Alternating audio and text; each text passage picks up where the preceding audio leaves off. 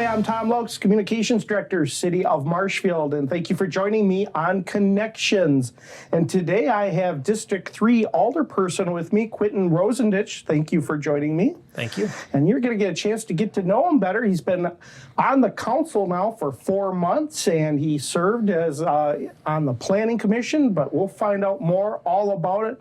But Quentin, I want to start off getting to know you better, and our viewers will get a chance to know you and talk about your family here, where you were born and raised, and I'll let you take it from there, and then we'll go into some other questions as we go through the interview. Sounds good.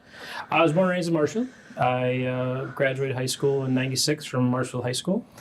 I went to school at North Central Technical College first for a couple of years, and then I ended up coming back and working at Heinz and Printing for about 7 or 8 years. So while I was around here, I made some roots and made lots of friends and things like that. But then I met my girlfriend, who now is my wife, and she was moving down to Madison, and I kind of followed with her a little bit, went back to school, got my marketing degree from Madison, and then we started having children, and thought moving back closer to home because her parents and my mom was still around Marshfield, and thought it'd be a good idea to get back and kind of be around family, and worked out that way. We've been now back in Marshfield for about 8 years now, and I work at Masonite. I'm an account manager there, and so I sell door core, which is basically everything that nobody sees on a door.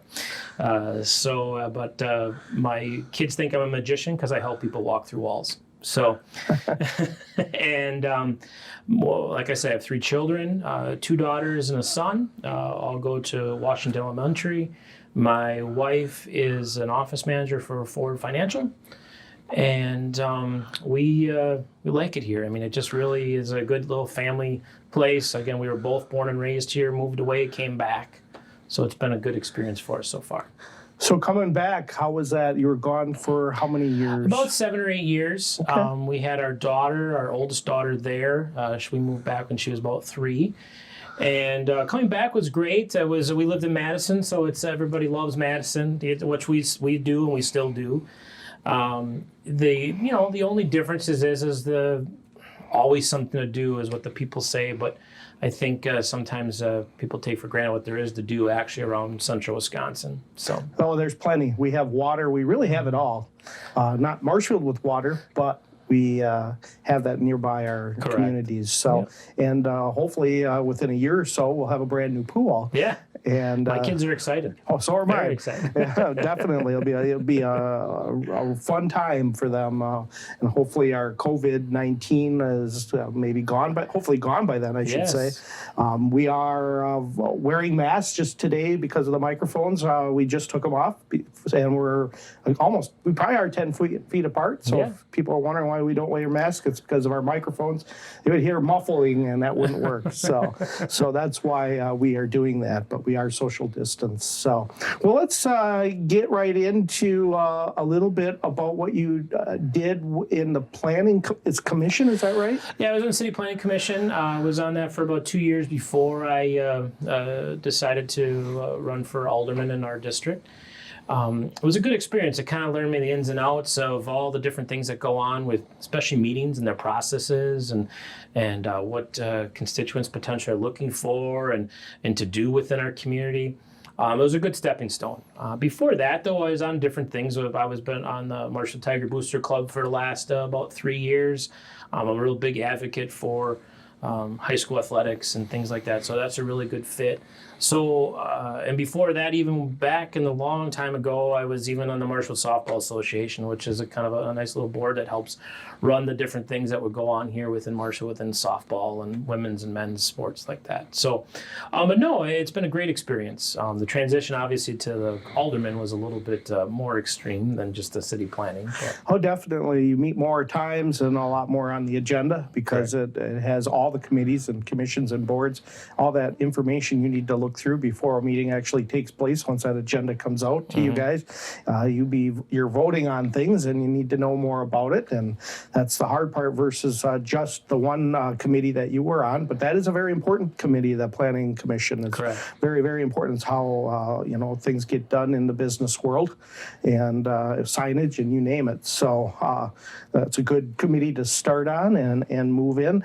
Let's talk about your district, District 3. That is where in the city of Marshfield, for those who don't know that. It's going to be on the north or west side of Marshall. We'd like to say the west side, I guess. It all lies near the university into the Forest Ridge community. I'm really fortunate. All of my areas are all neighborhood. There really isn't any business within that. So I serve a lot of people more than just more business when it comes to that. Yeah, that would be a residential neighborhood. Pretty much all you're saying. Correct, all of it. All of it. And you hear from your constituents then. How do you like to be contacted if someone in your district wants to talk to you about something? Sure. I'm a 21st century. I think just like anybody about my age or even older, they have their phone on them all the time. Email is great because then I have a record of what's going on. But definitely my phone rings usually a couple times a week from neighbors, which I more than welcome. So either one is perfectly fine for me. But again, email is easy because we always have access to it. Yeah, so you being an alderman requires you to listen and be available to your constituents. And at times that maybe you don't want, but that's part of the job, right? Yeah, and it's good ever since actually a Common Council and being on that. My kids think I'm a kind of a rock star because I'm on TV. My wife makes a point to watch it even on a Tuesday night when we're having a meeting. Maybe not the whole hour or two that we're there, but because the kids are 11, 6, and 3 or 4 now, but. They like it, and I think they understand the different situations. My job, even I have to be accessible 7 days a week, so I think everybody's kind of used to it. So yeah, with the door job that you have, you bet. My customers and my job are all around the country, if not some in the world. So right, and they're operating a lot of times 24/7 as well. And if something they need, they're going to reach out. Correct. It's kind of the way the world works today. The old days of 8 to 5 are kind of out the door. Long gone. Yeah. I like to say it's 8 to 5, but I think I work, for a few hours, and then you kind of have some downtime, then you're back in it for a few hours, and then a little bit at night too. That's been my life, I think, from day one. Never ends. You start early. You never out. You're lucky. It could be 9 because you take maybe an hour off or so. Yeah, I couldn't imagine having a job where it's just punch in or go at 8 and you're done by 5 and that's it. Oh, that'd be a vacation. Yeah, I always say it's a vacation. If I get done at 4:30, I'm like, really? The day's over? Yeah. I'm not really done, though, because I got to go do some more work. Exactly. Just part of being in media, too, and your job in sales. You got to be available. But back to being an alderman for District 3, you took over from Chris Jockick, Chris is that Jockick, right? yep. And he served a few years, I believe. Yeah, he served down. He was a mayor for a while. First a councilman, I believe, and then a mayor, and then he stepped away and then got back into being a councilman. And he was a very big advocate for the pool that we discussed a little earlier, and that was one of the things he definitely said when I met with him after I had decided I was going to run and I was uncontested, and him and I talked a few times, and he was very forthcoming with information with, hey, the pool is very important for the community, so I definitely want to make sure we do the things right there. Well, for those that kind of maybe not understand city government, you serve a 2-year term, all alderpersons, including the mayor. So we have 10 alderpersons on our council, and you're one of those in a district that you mentioned is in the north, over by the university area. Yeah, the west side is what we say. Okay, and email would be one of the better ways to get a hold of you, but a phone call would work as well, right? Yep. Do you have a phone number that you could list? My phone number is 715-305-7778. Again, available for the constituents whenever. And it doesn't have to be just in my district if that's the case too. That's true, because you can bring it up to during a council meeting. And let's talk a little bit about that. There's an area that if it's not on the agenda, I believe there's always public comment. We can talk a little bit about that and how you could maybe tell your people in your district they're more than welcome to come to public comment, but there's also an area, I think, for alderpersons to comment in there. Yep. Have you had to do that yet?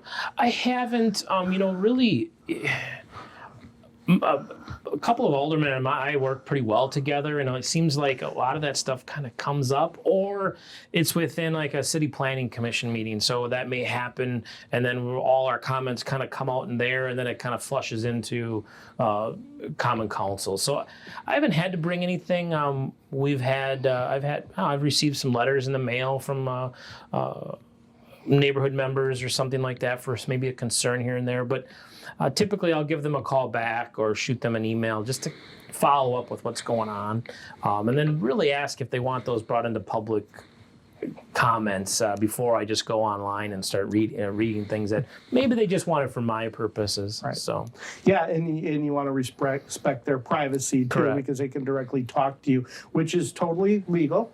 It's not a quorum. Yeah, you're not with 3 other councilmen at that time, so that's no problem. You can talk freely and make sure that you could even go to a department head before a council meet or anything, just to maybe solve. If there's a simple thing to solve without even having to worry about it. Correct. If it's trash on the road or you're seeing long grass, those kind of things, just get it done. Our administrative people within our city are amazing. I mean, I've had to email some street division people a couple times on just some certain little things, and I mean, they'll take care of it within a couple of days. I mean, an email back right away or a phone call, and that's really all they really need. So yeah. Well, let's take a little bit of step back from council. You have to serve on some committees. Is that correct? Yep. Can you tell me which ones you do? I'm on I'm still in the city planning commission. I'm on that one, and I really like that. That's one of my favorite ones to be on. But I'm also on the library board, and I'm also on the Parks and Rec committee, and I'm also on the Economic Business and Development Board. And that one's really interesting too, just about the downtown and really trying to figure out what's going on down there and what, especially during this COVID thing, how some of the small businesses downtown are being affected. Oh yeah, definitely. And your degree again, is it communications too, or? I'm in marketing communications, and I also have a background in graphic design. Yeah, so I mean, that's all part of business. There's no doubt about it. You've got to be able to do all of that as a business owner. So you relate to a lot of the business owners and helping them out. That's a big deal when you're on a committee that you have also some experience. So you got to kind of understand their language a lot. Yep. Quicker and easier. Rather than trying to be a surgeon and you're not. Yeah, I let some of the experts tell me what's most important, and we have to kind of go through all that information and make decisions. I don't think I'm seasoned in everything. Obviously, 4 months on common council, something's new every week. It feels like, or every couple weeks when we meet. So. Excuse me. So on the library board, do you vote on that committee, or you just or do you just like come there to oversee? No, I'm a voting member on every board that I'm on. And it's been interesting kind of what's going on with COVID, because the library obviously has had some struggles, because what do you do? We want to open up, we want to be available to the community, but want to be safe about it. And so we've had to vote on a few things. A lot of it's more informational at this point, kind of giving us different things, because we had a transition to a new library director. So Jill's taken over in June, I believe it was, that she took over. So I was kind of at that end of and beginning of her. So it's been a lot of information and little things that where she came from that she wants to maybe change and do, and I think we're all getting a feel for that too. Yeah, that's going to take some time. Lori was there for quite some time. Yeah. And when anybody comes in new, you expect change. It won't happen instantly, but those are growing pains for everybody, really.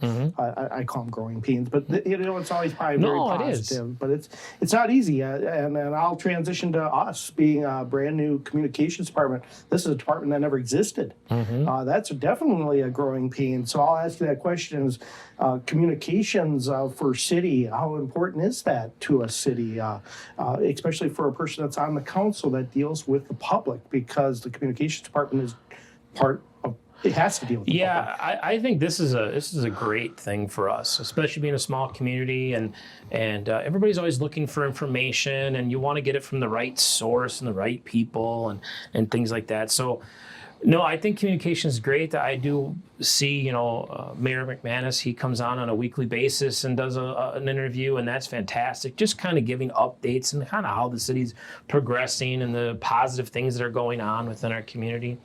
And also even in the negative things. I mean, we have to still be in front of it. If we don't put our words out there, people just like to speculate what's going on and not actually hear it from the horse's mouth. Yeah, it's definitely being proactive and not so reactive, and getting that message out not too late. Correct. It was just like I sent a press release today about the vote that happened. I would like to have done it earlier, I just didn't get to it. But now sewer rates. You guys turned that around, and that's because of the PC public. I can't think about it, PFC. Not that I keep all these acronyms mixed up, but it's the Public Works Board. They changed the temporary fees on sanitary sewer, but that was a state recommendation. They have an acronym. I can't think of the name of it. That's what I was saying.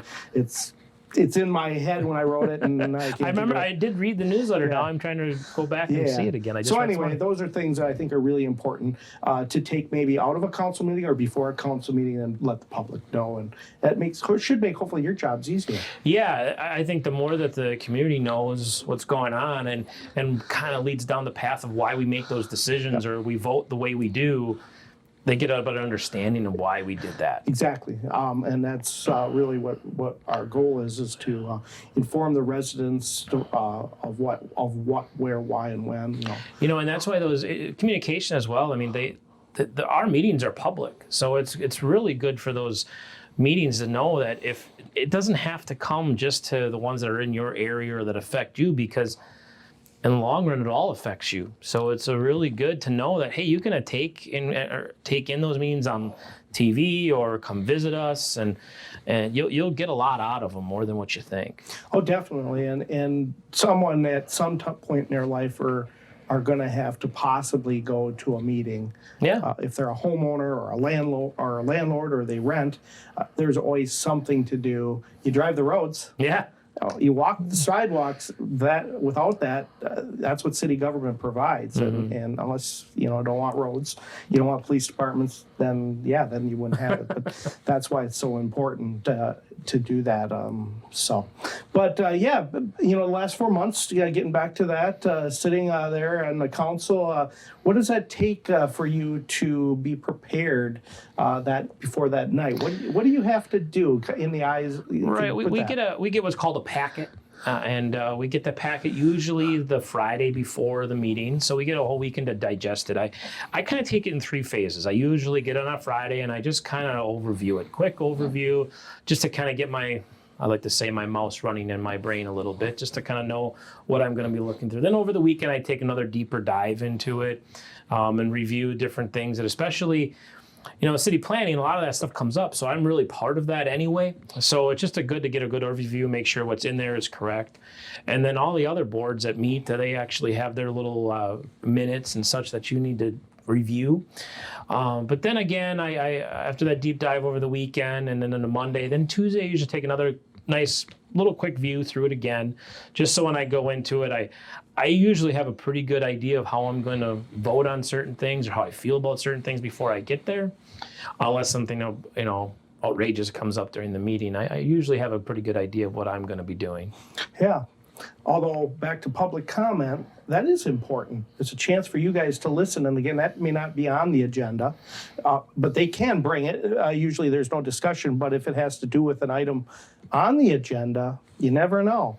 Yeah, you need to be prepared. I mean, you need to know what's on that agenda. You show up if you're just blind and that and also too, in that if you're just coming into it blind, you're sometimes asking questions that are in your packet.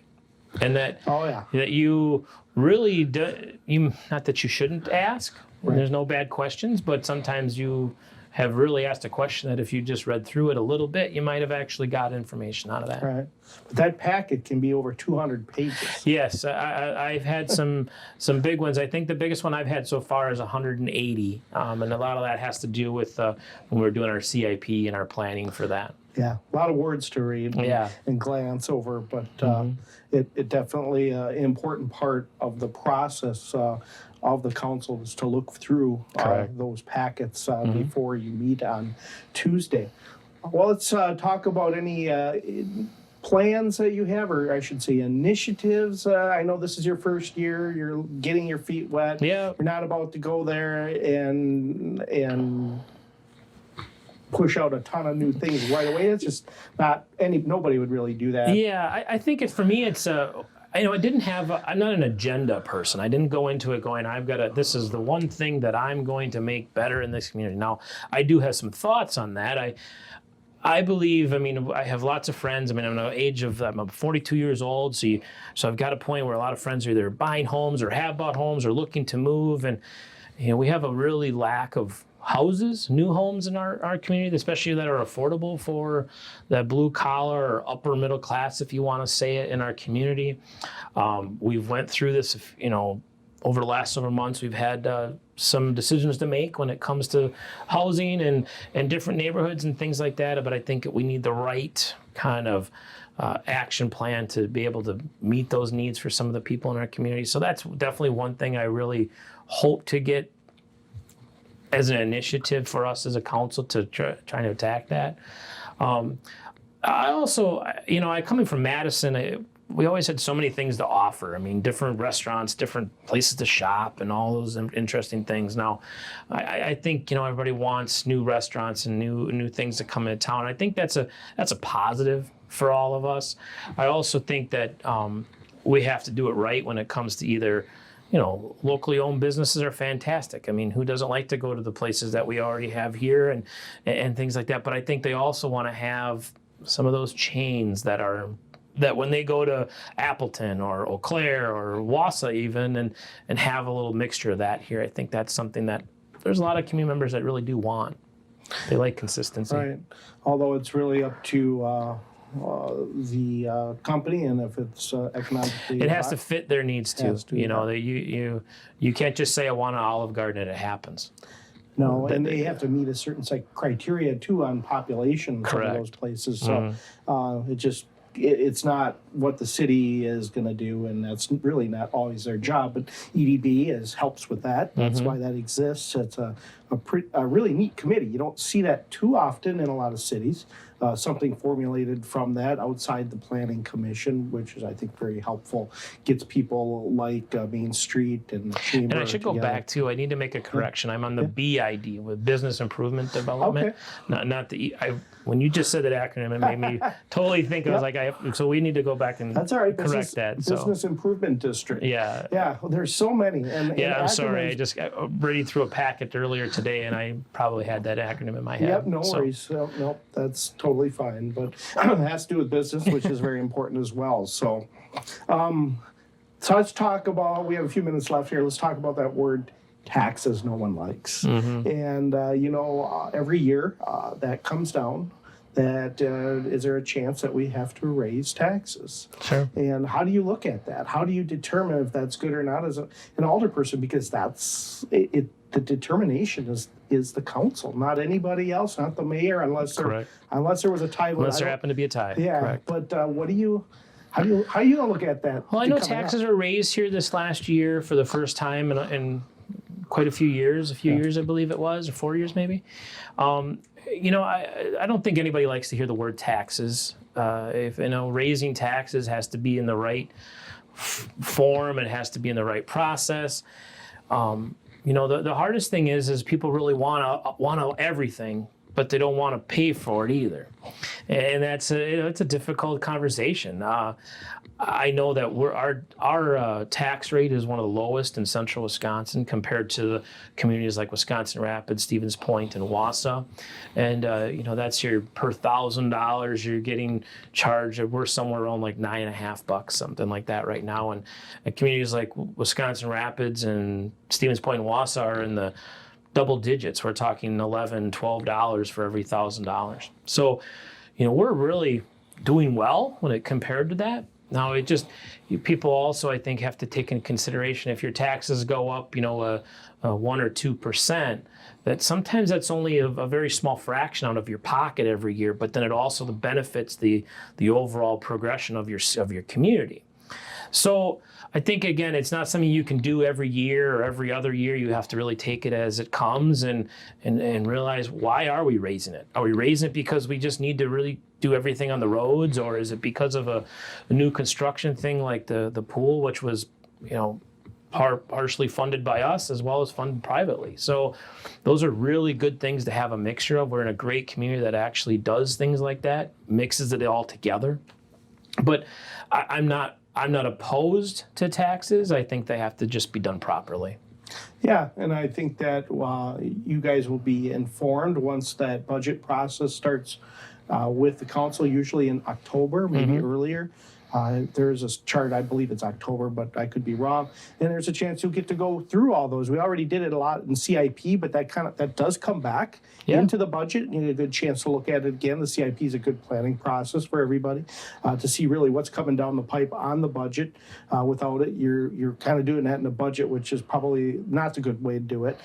So this should help speed up the process. The CIP that they have done for many years, a little bit different in the last few years, but generally the same kind of process on capital expenses. But you'll begin a chance here to do your first budget for the entire city and several $1 million. Correct. I don't want to say because I don't remember what the actual general that budget is, but it's quite large. It's a very large budget, yeah. And with a community of 20,000 people, and then your outside area that it likes to enjoy the things that go on in Marshfield, you like to think we divide it wisely. Everyone wants better roads, and they want better snow removal, and all those little things come into the play and what we need to do and how we decipher and spin those money into different pools.